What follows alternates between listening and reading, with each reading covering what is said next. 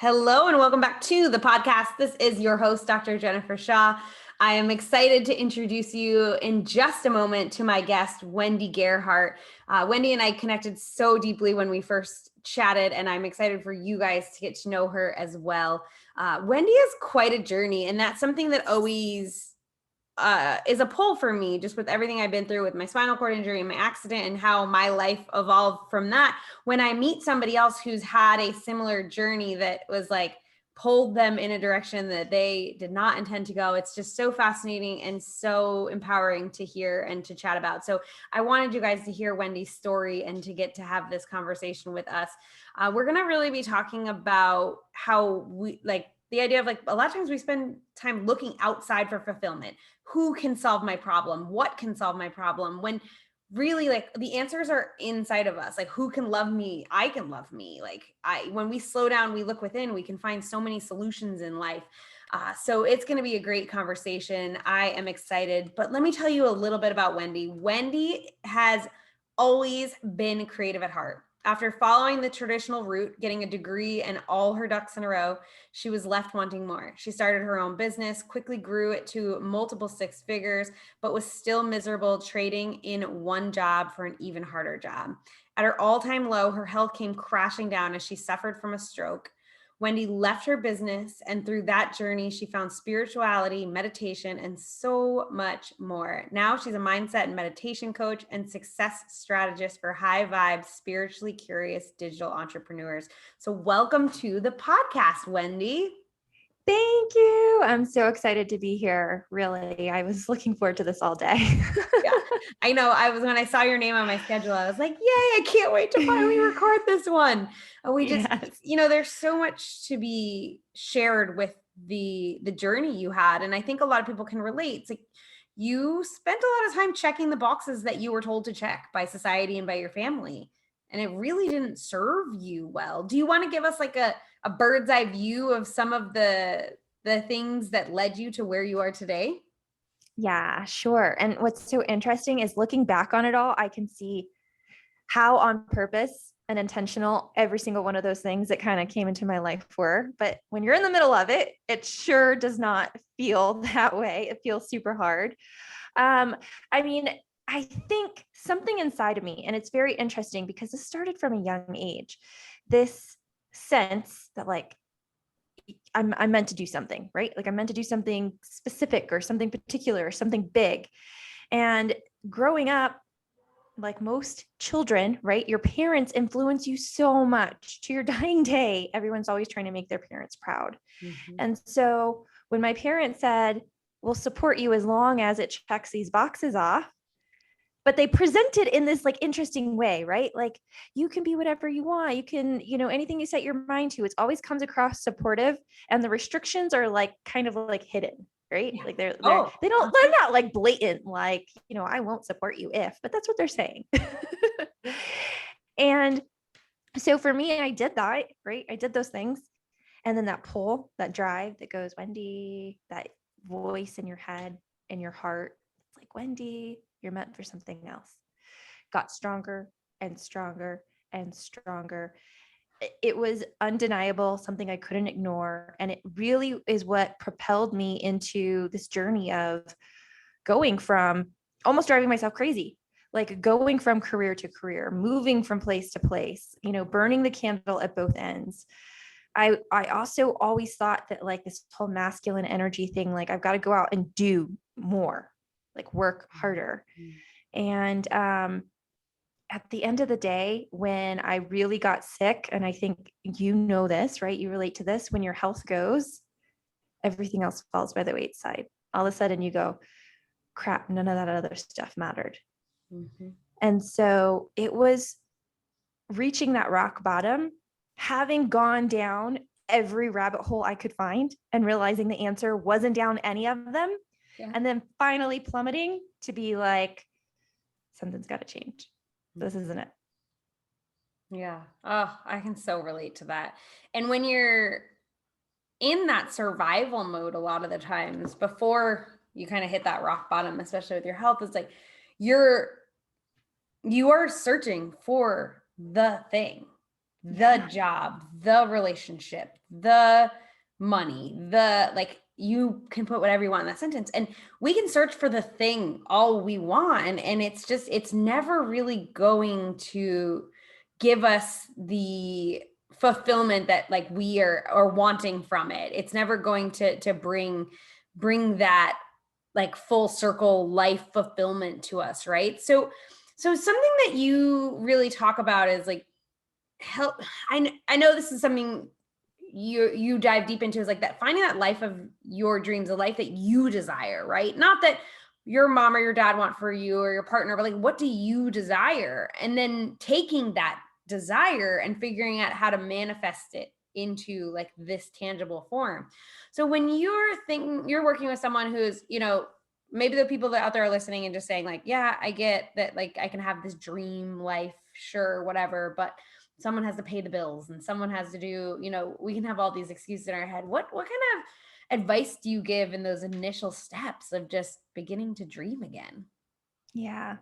I mean, I think the big thing you have to remember is that and this is a concept that people struggle with, especially when they're first really getting into this journey, because for most of us, we go throughout life thinking life is happening to us.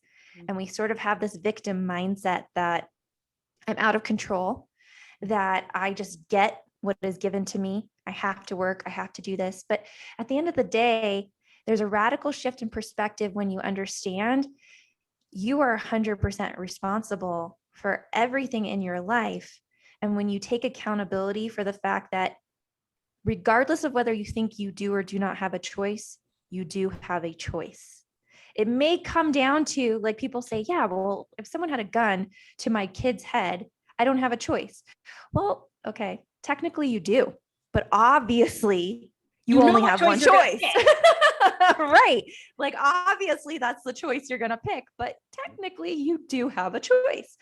So when you get back to dreaming, the biggest thing is you have to start to understand life is happening for you. Life is happening based off of the choices you are making, the decisions you're taking, who you wake up every single day and you decide to be and show up as. And change is hard. Like, we all are used to this comfort of familiarity. I know what to expect. If I do something different, I don't know what's going to happen. But then the question becomes, do you love what you've already got? Because if you're not already where you want to be, what do you really have to lose by not knowing what's coming? And if you don't like what you already have, the best way to get what you want is to create it. And the only way you do that is when you step outside of what life currently looks like. So that means waking up every day and making a choice that is very different than the one you made the day before. So starting there, right? Understanding this is me, this is my responsibility, this is my choice. Yes. And I don't have to make it for anyone else. Like, I tell my kids this, it's so funny. When they don't like something, that like a habit or something like that I'm doing, like, Mom, why are you working at like 5 or something like that? And they're pretty good. But I remind them, and I say, you know what? I love you guys and I want to be here for you. And I want to spend as much time with you. And we do spend a lot of time together. But this is for me, and my life is for me, and your life is for you. And so the expectations, especially if you're a parent, you have to understand the expectations you have in life are for no one but yourself. They're not for your kids, not for your spouse. They're not for your parents. They're for you. And so you start with trying to, pull back the onion, understanding these sort of things. And when people get a glimpse of hope, realizing they have some control, that's when they start to say, what could I do with this? And that's when you can start really playing with the realm of, what do I want my life to look like? And that's when it gets fun. Yeah. Oh, so many good nuggets. That was just so powerful. Going back to everything in life is a choice. I hear all the time from people too, like, I don't like routines, right? routines are rigid. And I'm like, I always say to people, I'm like, okay, well, you are saying you don't like my routine, but your routine is what you're doing currently, right? We all have routines, and that's the choice. So a lot of people make those choices of, like numbing out with TV or drugs or alcohol or things like that, right? Where you could make the choice of making a family dinner and going for a walk. Like everything in life is a choice, and everything does become sort of routine if we allow it to, right? And we get to choose if we want to keep the routine we have or not, right? Like I love my morning and nighttime routine, but they are ever evolving and changing, right? I mean, that's because I'm the only one that can change that, right? And the other thing you said is like the expectations for me, not you. And what you just shared, that nugget about parenting is, I think every parent needs to hear it. Everyone who wants to be a parent needs to hear it. And reminding, I spent so much of my life thinking it was my job to make my mom happy. I'm 37 and I just figured out that it's not my job. And it's a beautiful thing because you are teaching your kids at such a young age that it's nobody else's job to fulfill them. And it's not their job to fulfill anyone else. Yeah. Oh, that's one of the best things I feel like is doing the work with my kids. Yeah. My mind is blown by that. I'm like, every parent needs to hear that. That was so powerful. It's very intentional. It's just reminding like yes, you're under my roof and you're a child. So you have to follow the rules we have in place. But within those rules, like, you have freedom.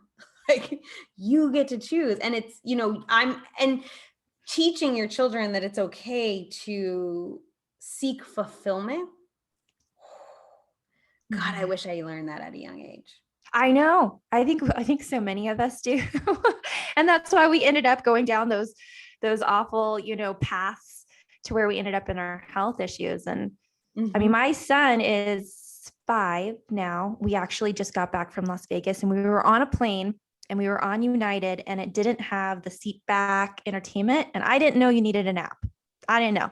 So I'm sitting there with my 5-year-old and he's like, what do I do? And I'm like, oh, what do we do? Because most of the time you're like, well, let's watch something, but no internet, no nothing. So we played tic-tac-toe for a little bit. And then I said, Cameron, why don't you listen to your heart? That's what we call meditation. And he goes, oh yeah, that's a great idea. So he sat there and he crisscrossed his legs in his seat and he does his mudra and he breathes in really slow and out. And he'll just sit there and he'll just meditate. And then when he's done, I'm like, did you listen to your heart? He was like, yeah. Does it give you lots of wisdom? He was like, oh yeah. Oh my God, I have chills like all over. That is amazing. But yeah, he's been doing it since he was 3. Oh, I love that. I love that. Now, here's the thing, guys. That advice that we just heard that she just shared with her 5-year-old son, go do it. Go do that. Go listen to your heart. Go meditate. I was feeling angst today. I was feeling unsettled with just some of the energy in astrology right now and some transition of life. And I was feeling all of it. And I was like, I had this to-do list and I felt like obligated to do it, but I also felt like I couldn't be in that at the moment. And I just was like, I text my boyfriend. I was like, I love you. I'm putting my phone on silent. So if you need, I'm putting my phone on airplane mode. So if you need me, I'm not ignoring you. I'll be back in a couple hours. And he was like, do you, babe? And I ran a bath. I love that. Read my book. I did a long meditation in the bath. And then I came out an hour and a half later after like taking care of myself and I just crushed my to-do list. Yes. But I listened. Yeah. And that's the key. It's like meditation is amazing for so many things. And it's interesting because the biggest thing everyone always says is, I can't do it. It's too hard. It doesn't work. I don't know how to clear my head. And it's like, it's called a practice, you guys. It's called a practice. So you practice at it. But more than that, people get caught up in the idea that meditation is a technique. Meditation is not a technique. Meditation is a result. So what are you getting from it? Don't worry about, am I doing it right? Am I doing it wrong? It has to look like this. This person says they can do that when they meditate. It's not about the other person. What are you getting from it? If it's 30 seconds of just a reset, you got a whole heck of a lot. Yeah. You got the ability to respond to situations instead of react. Yes. By being for just a moment. And I really like that reminder. So often people like really think it's like sitting on the edge of a cliff in silence and not swatting the fly that lands on your nose. That's meditation. I'm like, that's great. That's all awesome. But like for me, a lot of times meditation is the phone rings and it's a stressful situation. So I take a deep breath and close my eyes for 5-10 seconds before I answer it. Right. That's meditation. Or just pausing today and taking an Epsom salt bath and just like letting go of all the things and thoughts into the water. And then when I was done, I was like, I'm done. And I rinsed off in a cool shower and I was like, I let it all go. Like that's meditation. Yes. I love that. Or just walking, just go for a walk. I mean, daydreaming is meditating. So, do your thing, whatever it is that just gets you out of the zone and in the zone at the same time. Coloring. All you got to do. Yes. Coloring, journaling.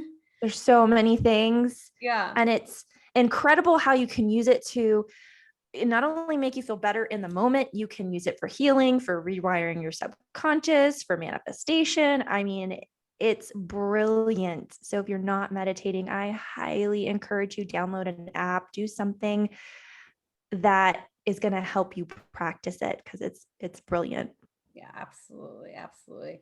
I like that idea of kind of going down that road of manifesting. So it's like we've now discussed giving ourselves permission to dream, spending some time daydreaming, tuning into our heart and all that comes with that, right? And that meditation practice. So what does that even mean when you think when you to just somebody who doesn't have like the level of understanding that you and I has, like what does it mean to manifest the life of your dreams? Yeah. So technically manifestation is just bringing something that is a thought or an idea, and it's bringing it into tangible form, meaning the reality, the life you currently live, something you have, internal to external. That's manifestation. Okay. And this goes back to really understanding life is a series of choices. So if you're going to make choices anyways, if you're going to live life anyways, if it's going to happen no matter what, why not create the one you want? And so when you're dealing with spirituality and you start talking about, the law of attraction, the law of vibration, all of these laws, right? Universal laws. It's about understanding that the choices you make, the thoughts that you put out into the quantum field, the way you live your life can bring back to you the things that are of equal vibration. So if you're making amazing choices, you're happy, you're joyous, you're feeling your emotions. And I want to be very clear on this. So many people think they cannot feel their emotions. One, because society says you can't. And two, they think, oh, but then I'll be low vibe. Then I won't be able to manifest what I want. I've got to be high vibe all the time. Okay, I'm going to tell you here now. That's BS. It says via the law of attraction that the thoughts you put out there are what determine the frequency that's sent out into the field. Nowhere does it say that your emotions are what attracting back what you want. Emotions are meant to be felt. Mm-hmm. They're not meant to be stuck. And when they're stuck, you get sick. Yes. You get cancer. You get crazy things happening to you. And so you put out, right? You dream. You allow yourself to dream. What do I want? What do I want my life to look like? And it could be small. It doesn't have to be something big. Now, in human design, we believe there are two types of manifestors. Traditionally in spirituality, we've taught you have to get really clear on what you want. You have to be super specific. You got to tell the universe exactly what you want. Otherwise, you're not going to get it, or it's going to look drastically different than what you were hoping for. In human design, we believe based off your chart that there are people who are specific and there are people who are non-specific. So non-specific people need to connect with, let's say I want a car. Like I really want a G-Wagon, or I don't know what's the latest. I'm not really that big into cars, but let's just say G-Wagon. Yeah. And so I'm thinking I want a G-Wagon, and I want to manifest it. So I'm going to get really clear on why I want a G-Wagon.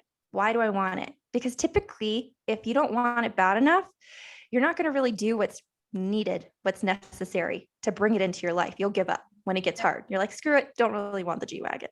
Yeah. So you got to get clear. This is why. This is why what I want.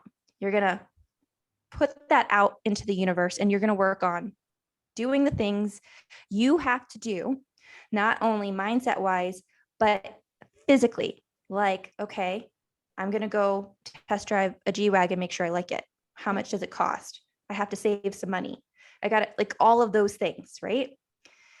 A non-specific manifester, on the other hand, is just going to say, I want a G-Wagon. I'm not going to pay attention to how much it costs.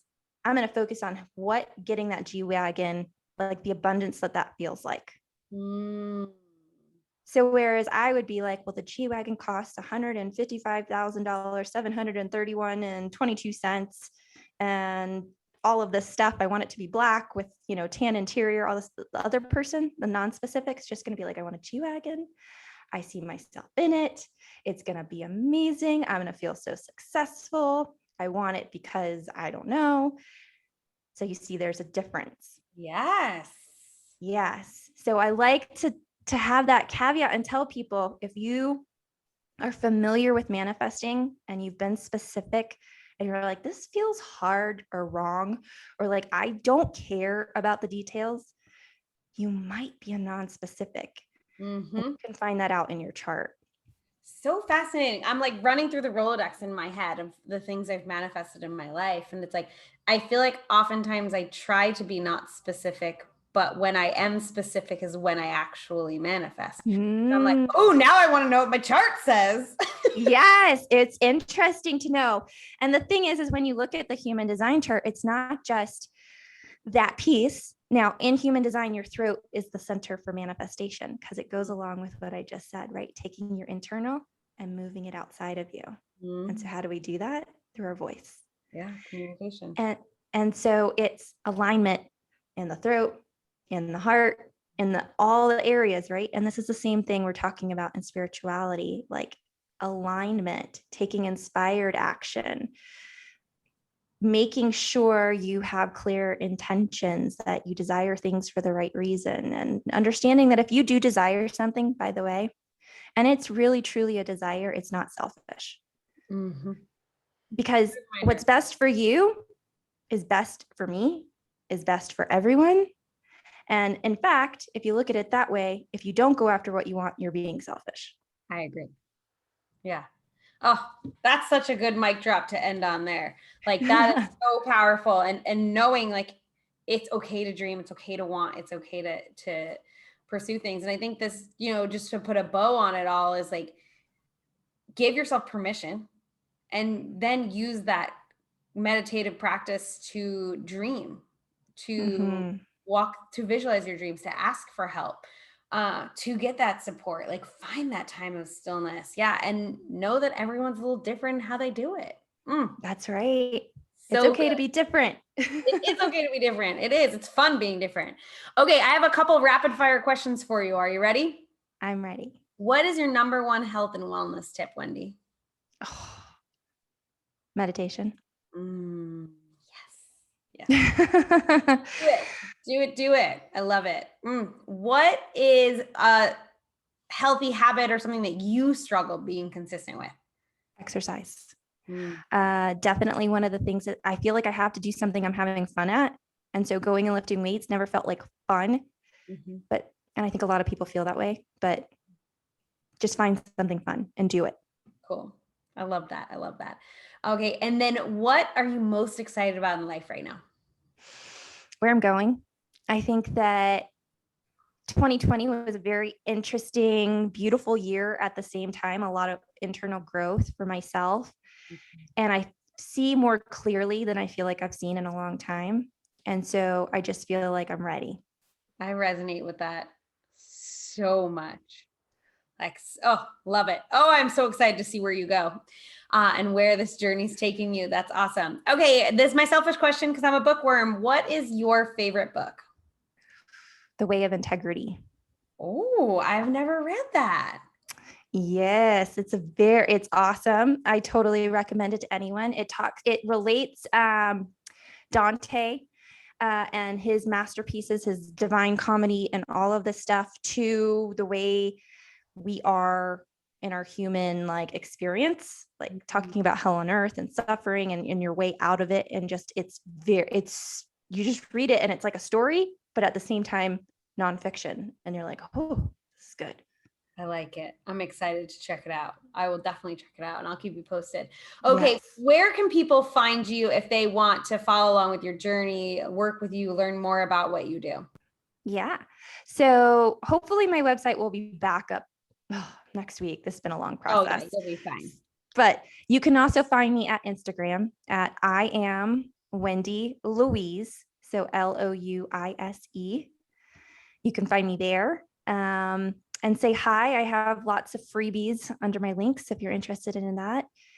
And when my website's back up, it's wendylouise.net.